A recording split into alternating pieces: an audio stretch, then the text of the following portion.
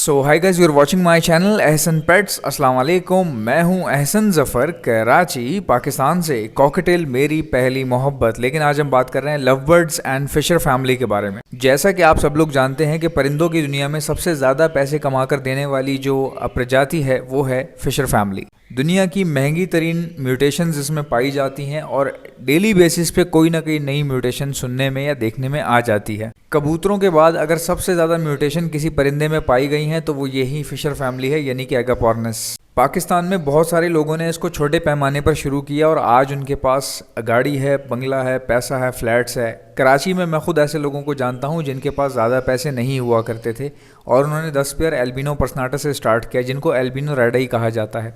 10 pair से start किया। उस वक्त बहुत लोगों ने समझाया, मना किया उनको कि इतने पैसे मत लगाओ, क्योंकि उस वक्त एल्बिनो पर्सनाटा डालना बहुत मुश्किल काम था। ये आज से 6 से 8 साल पुरानी बात बता रहा हूँ आपको, जिस टाइम पर एल्बिनो पर्सनाटा बहुत एक्सपेंसिव था और ज़्यादातर म्यूटेशन कोई इतनी खास निकली भी नहीं थी। उस वक्त ओपलाइंस वगैरह का रिवाज नहीं था। सबसे महंगी म्यूटेशन उस वक्त एल्बिनो पर्सनाटा ही मानी जाती थी। आज से 8 साल पहले की बात है ये, और मैं इस चीज़ का गवाह हूँ कि कराची में बहुत सारे लोगों ने एल्बिनो पर्सनाटा के 10-20 पेयर डाले और उनमें से ज़्यादातर लोग, यानी कि 80% लोग जो हैं वो कारगर साबित हुए और उनका ये तरीका काम कर गया।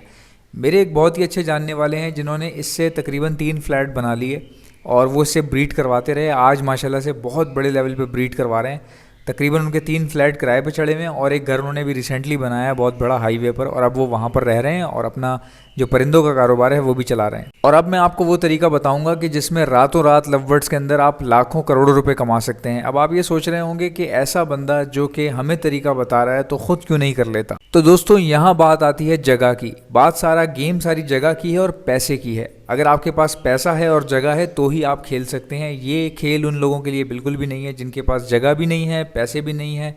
उनके लिए ये वाला खेल खेलना बहुत मुश्किल है और मैं भी उनमें से एक ही था। कराची में मेरा एक नाम है, मुझे पहचाना जाता है। भले मेरा 2 रुपये का नाम हो या 20 रुपये का, लेकिन एटलीस्ट मुझे 2 लोग जानते हों या 10 लोग जानते हों, लेकिन अच्छे अल्फाज ही में जानते हैं।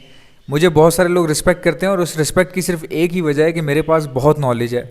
बहुत नॉलेज है या मैं रखता हूँ या मेरा बर्ड से प्यार कह लीजिए। इसमें तकब्बुर की बात नहीं है। मुझे बर्ड से बहुत ज़्यादा प्यार था। मैं बचपन ही से बर्ड्स के अंदर घुसा रहता था और ऐसे लोग जो बर्ड्स की ख़रीद फ़रोख्त करते थे या फिर इनसे ब्रीडिंग करवाते थे या फिर इनके कारोबार से मुंसलिक थे, मैं उनमें बैठता था और मालूमात हासिल करता था। वो अलग बात है कि मेरे पास जगह नहीं थी और मेरे पास इतना पैसा नहीं था। चूँकि मैं कम उम्र हूँ, मेरी अभी भी इतनी ज़्यादा उम्र नहीं है कि मैं अपने आप को हारा हुआ महसूस करूं। ये बात बिल्कुल सच है कि अगर मेरे पास उस वक्त जब मैंने नॉलेज हासिल कर ली थी जगह और पैसा होता तो शायद आज कराची में मेरा बहुत बड़ा नाम होता लव बर्ड के हवाले से। बट चूंकि मेरे पास जगह नहीं थी और पैसा भी नहीं था, इसलिए मैंने इस काम में हाथ नहीं डाला।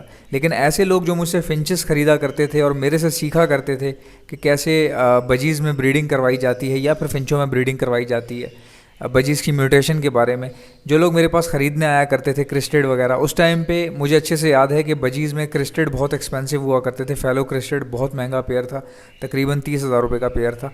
उस टाइम पर लोग मुझसे जो ख़रीदा करते थे, आज वो बहुत बड़े बड़े किंग हैं कराची के। ये बात मैं इसलिए आपको कह सकता हूँ कि मुझसे वो सीखे चूँकि उनके पास पैसा था, जगह थी, वो आजमाते गए चीज़ों को, टेक्निक्स को इस्तेमाल करते गए और अपग्रेड रहे, जो कि मैं नहीं रहा। मेरी बहुत बड़ी गलती थी। गलती कह लें या फिर नसीब कह लें। उस वक्त मेरे पास जगह भी अवेलेबल नहीं थी। इवन कि अभी भी मेरे पास उस तरह की जगह नहीं है जिस तरह की मैं ओन करना चाहता था। और दूसरी बात ये कि लव बर्ड्स में पैसा लगाने के लिए पैसा भी होना चाहिए। ऐसा नहीं होता कि आप बजीज़ ला के रख देंगे और उसमें से ओपलाइन निकलना शुरू कर देंगे, आपके पास ये एल्बिनो पर्सनाटा निकलना शुरू हो जाएगा। ऐसा नहीं होता। बजीज़ में से बजीज़ निकलता है, लव बर्ड्स में से लव बर्ड्स निकलते हैं। अब मैं आपको वो तरीका बता रहा हूँ जो मैंने दूसरों से सीखा है कि सबसे कम वक्त में सबसे मुनासिब पैसा लगाकर आप बहुत अच्छी कमाई कमा सकते हैं और रातों रात करोड़पति बन सकते हैं। अब ये तरीका गौर से सुन लें। ये तरीका उन लोगों के लिए जिनके पास पैसा भले हो ना हो लेकिन जगह बहुत ज़्यादा है, तो आप आराम से ये तरीका अपना सकते हैं। तरीक़ेकार ये है कि पहले आप फ़िशर ख़रीद लें। सामने आप फ़िशर देख रहे हैं, ये आपको 3,000-3,500 रुपये के पेयर मिल जाते हैं। चाहें तो पट्ठे ले लें, 20 से 30 या 30 से 40 पट्ठे ले लें, इतने महंगे नहीं होते। आप इनको कॉलोनी में छोड़ दें, एक बहुत बड़ी कॉलोनी में छोड़ दें, विदाउट बॉक्स के, विदाउट ब्रीडिंग बॉक्स के इनको छोड़ दें कॉलोनी में और बड़ा होने दें। उसके बाद आपको पता चल जाएगा कुछ ही दिनों बाद, कुछ ही महीनों बाद, तकरीबन 10-11 महीनों बाद आपको समझ में आ जाएगा कि ये अब बड़े हो गए हैं और उनकी पेयरिंग भी बनना शुरू हो जाएगी। कोशिश कीजिएगा कि 5-5 पीसेस करके अलग अलग घरों से उठाएं और अच्छी हेल्थ के पीसेस उठाएं और सेम एज को, यानी कि अगर 4 महीने के पट्ठे हैं तो सारे ही 4 महीने के होने चाहिए।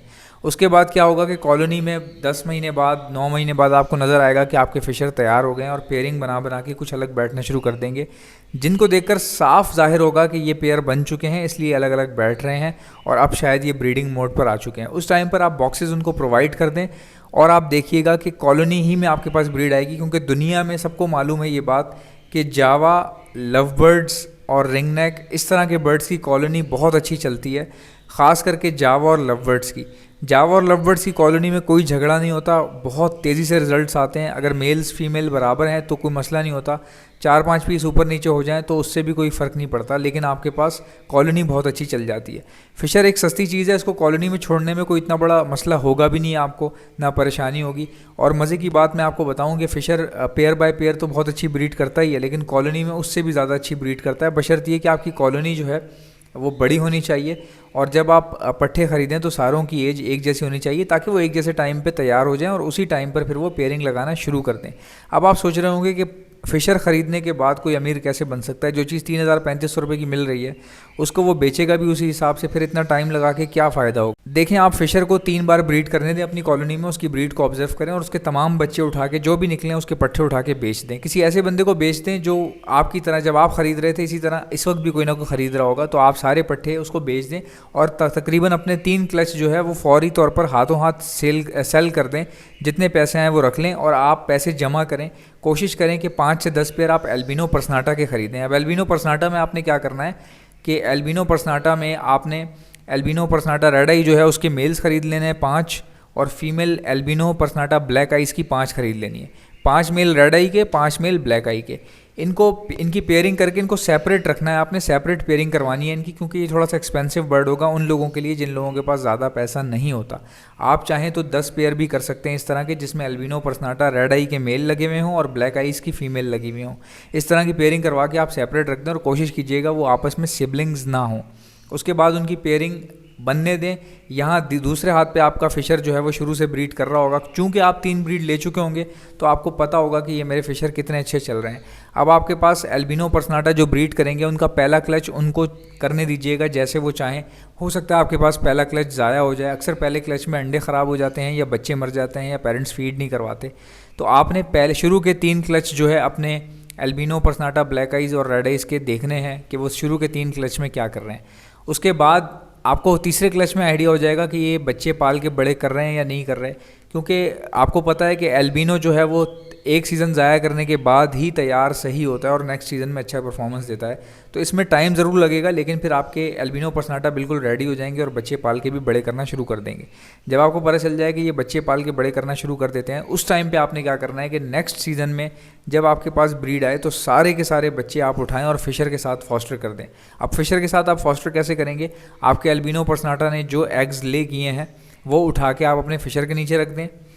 इससे क्या होगा, आपका फर्टिलिटी रेशो भी बढ़ जाएगा, क्योंकि एल्बिनो पर्सनाटा अपने अंडों पर तो बैठते हैं लेकिन कई बार ऐसा होता है कि 1-2 अंडे ज़ाया हो जाते हैं, लेकिन फ़िशर अपने अंडों की बहुत अच्छे से ख्याल रखता है और उनको ज़ाया भी नहीं होने देता। इवन कि एक बार बच्चे निकल जाएं तो इनकी फीडिंग पावर बहुत अच्छी होती है, बहुत अच्छे से फीड करवाते हैं, इनकी पेरेंटिंग बहुत ही आला होती है। इससे ये होगा कि आप अपने एल्बिनो पर्सनाटा के तमाम बच्चे भी फॉस्टर कर पाएंगे। आप चाहें तो अंडे भी फॉस्टर कर सकते हैं, आप चाहें तो बच्चे भी फॉस्टर कर सकते हैं। बस एक चीज़ का ख्याल रख लीजिएगा कि अगर आप अंडे फॉस्टर कर रहे हैं तो किसी एक पेयर के सारे अंडे उठा के फेंक दें और अपने पेयर के तमाम अंडे उसके नीचे रख दें, क्योंकि अगर आप 1-2 रखेंगे तो टाइमिंग मिसमैच कर जाएगी और वो अंडे सारे ख़राब होने का ख़तरा हो सकता है। आप अपने फ़िशर के अंडे ज़ाया करते रहें हमेशा और अपने एल्बिनो के अंडे उनके नीचे रखते रहें। जब आपके पास फ़िशर के नीचे भी एल्बिनो के अंडे हों और एल्बिनो के नीचे भी एल्बिनो के अंडे हों तो वहाँ आप रुक जाएँ, क्योंकि वहाँ पर अब आप देख लें कि आपके एल्बिनो भी ब्रीड करेंगे और आपका फ़िशर भी ब्रीड करेगा। जाहिर सी बात है, जब आप एल्बिनो पर्सनाटा के अंडे निकाल के फ़िशर के नीचे डालेंगे तो एल्बिनो पर्सनाटा फ़ौरन अंडे देगा नहीं, कम से कम भी उसको 2 हफ्ते लगते हैं अपना साइकिल कंप्लीट करने में, क्योंकि फ़ीमेल जब भी अंडे देती है और देकर बैठती है कम से कम भी 2 हफ्ते बाद दोबारा क्लच वो ले कर सकती है। उससे पहले अगर करेगी तो उसकी हेल्थ ख़राब हो जाएगी। जब आप एक बार अंडे फॉस्टर कर दें तो कुछ टाइम के लिए बॉक्स को रोक दें या निकाल दें और 2 हफ्ते का टाइम दें बर्ड्स को। 2 हफ्ते बाद फिर आप बॉक्स लगा दें और दोबारा से ब्रीड ले लें। यकीन माने इसमें कोई नुकसान नहीं है, आपके बर्ड को कोई फ़र्क नहीं पड़ेगा, क्योंकि आप 3-4 ब्रीड उससे आजमा चुके हैं, ले चुके हैं, वो पेरेंटिंग भी अच्छी कर रहा है। तो अब आप उसके अंडे फॉस्टर कर सकते हैं। फ़र्स्ट ब्रीड के अंडे फॉस्टर मत कीजिएगा, बिकॉज़ फ़र्स्ट ब्रीड में बर्ड खुद सीख रहा होता है कि मैं क्रॉसिंग कैसे कर रहा हूँ, या अंडे कैसे आ रहे हैं, या बच्चे कैसे निकलते हैं, या फीड कैसे करवाई जाती है। तो दोनों के, फिशर के और अल्बिनो के, आपने 3-3 क्लच लेने हैं, उनको बच्चे पालने देना है, देखना है कि क्या कर रहे हैं, ताकि उनकी एटलीस्ट थोड़ी बहुत पेरेंटिंग डेवलप हो जाए। तो आई होप कि मेरी वीडियोस आपको अच्छी लगती होंगी। अगर आपको अच्छी लगती है तो फौरी तौर पे मेरी वीडियो लाइक कर दो, सब्सक्राइब याद से कर लेना। सब्सक्राइब करने के बाद बेल आइकन पे प्रेस करने के बाद ऑल का ऑप्शन सेलेक्ट कर लेना, इससे आपको मेरी सारी वीडियोस मिलती रहेंगी। इंशाल्लाह आपसे मुलाकात होगी नेक्स्ट वीडियो में, तब तक के लिए इजाज़त दीजिए। अल्लाह हाफ़िज़।